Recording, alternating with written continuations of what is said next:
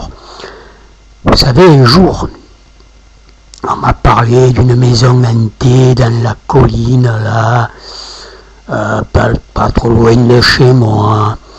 Alors, bon, comme pour le couillonnade, je plonge toujours les deux pieds en avant. Eh ben, j'ai dit, on va la voir, la maison hantée. Je prends la voiture et je monte. Je repère le sentier, la maison est en bas, complètement enfouie dans les feuillages, et je descends. Tranquille, le sentier, j'arrive. Première chose, carcasse de voiture qui est là depuis au moins 10 ans, toute pourrie. Bon, je dis, je vais jeter un coup d'œil, voir s'il y a un cadavre à l'intérieur, on ne sait jamais. Et là, il n'y a personne, la voiture, tout était démoli, un morceau.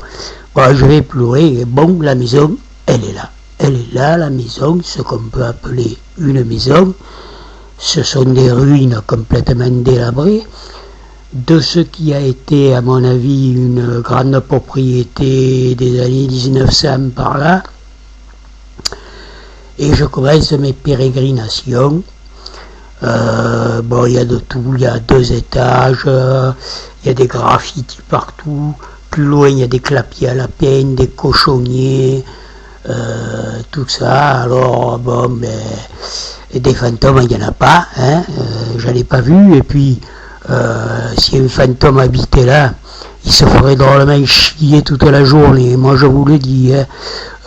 Ce que je crains surtout, là, je me l'ai dit de remonter du sentier parce que j'ai peur de me piquer ou quoi, ou de me casser une guibole là-dedans dans ces gravats, et il n'y a personne qui va me trouver là-dedans. Bon, alors, ben, je refile, je remonte, je vais reprendre la voiture, TVR. Je vous laisse regarder, c'est le mieux.